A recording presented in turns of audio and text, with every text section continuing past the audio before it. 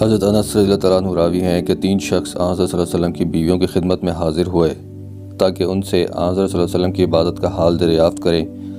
جب ان لوگوں کو آپ کی عبادت کا حال بتلایا گیا تو انہوں نے آپ کی عبادت کو کم خیال کر کے آپس میں کہا، آن حضرت صلی اللہ علیہ وسلم کے مقابلے میں ہم کیا چیز ہیں؟ اللہ تعالیٰ نے تو ان کو اگلے پچھلے سارے گناہ معاف کر دیے ہیں۔ ان میں سے ایک نے کہا، اب میں ہمیشہ ساری رات نماز پڑھا کروں گا۔ دوسرے نے کہا، اور میں دن کو ہمیشہ روزہ رکھا کروں گا اور کبھی افطار نہ کروں گا۔ تیسرے نے کہا، میں عورتوں سے الگ رہوں گا اور کبھی نکاح نہ کروں گا۔ ان میں آپس میں یہ گفتگو ہو ہی رہی تھی کہ آن حضرت صلی اللہ علیہ وسلم تشریف لے آئے اور فرمایا، تم لوگوں نے ایسا ویسا کہا ہے، خبردار، میں تم سے زیادہ خدا سے ڈرتا ہوں اور تم سے زیادہ تقوی اختیار کرتا ہوں، لیکن اس کے باوجود میں روزہ بھی رکھتا ہوں اور افطار بھی کرتا ہوں۔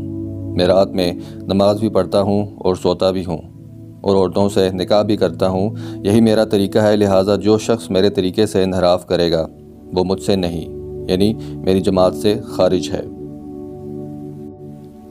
اور حضرت عائشہ صدیقہ رضی اللہ تعالیٰ عنہا فرماتی ہیں کہ سرکار دو عالم صلی اللہ علیہ وسلم نے ایک کام کیا اور اس کی اجازت دے دی، لیکن کچھ لوگوں نے اس سے پرہیز کیا۔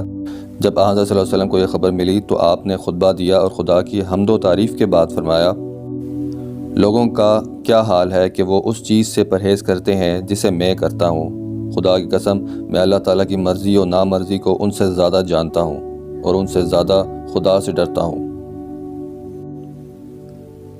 حضرت رافع بن خدیج رضی اللہ تعالیٰ عنہ بیان کرتے ہیں کہ جب سرکار دو عالم صلی اللہ علیہ وسلم مدینہ تشریف لائے، اس وقت مدینہ کے لوگ کھجور کے درختوں میں تعبیر کیا کرتے تھے۔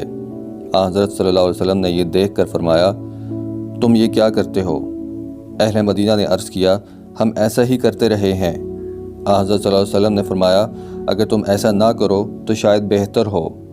چنانچہ لوگوں نے آپ کا یہ ارشاد سن کر اسے چھوڑ دیا اور اس سال پھل کم آیا۔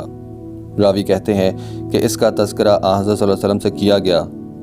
آپ نے فرمایا، میں بھی ایک آدمی ہوں، لہٰذا جب میں تمہیں کسی ایسی چیز کا حکم دوں جو تمہارے دین کی ہو تو اسے قبول کر لو، اور جب میں کوئی بات اپنی عقل سے تمہیں بتاؤں تو سمجھ لو کہ میں بھی انسان ہوں۔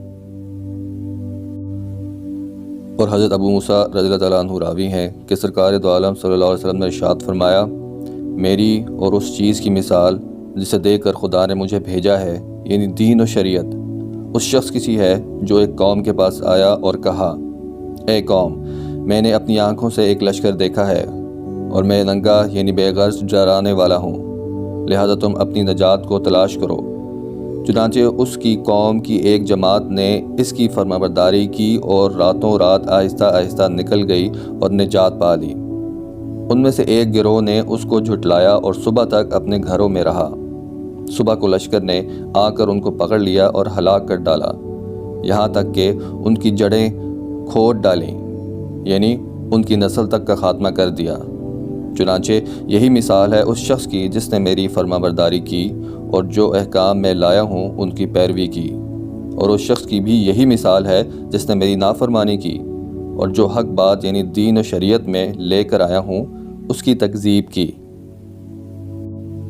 اور حضرت ابو ہریرہ رضی اللہ تعالیٰ عنہ راوی ہیں کہ سرکار دو عالم صلی اللہ علیہ وسلم نے ارشاد فرمایا، میری مثال اس شخص کی مانند ہے جس نے آگ روشن کی، چنانچہ جب آگ نے چاروں طرف روشنی پھیلا دی تو پروانے اور دوسرے وہ جانور جو آگ میں گرتے ہیں آ کر آگ میں گرنے لگے۔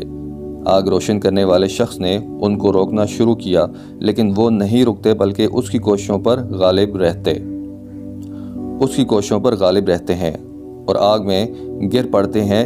اسی طرح میں بھی تمہاری کمریں پکڑ کر تمہیں آگ میں گرنے سے روکتا ہوں اور تم آگ میں گرتے ہو۔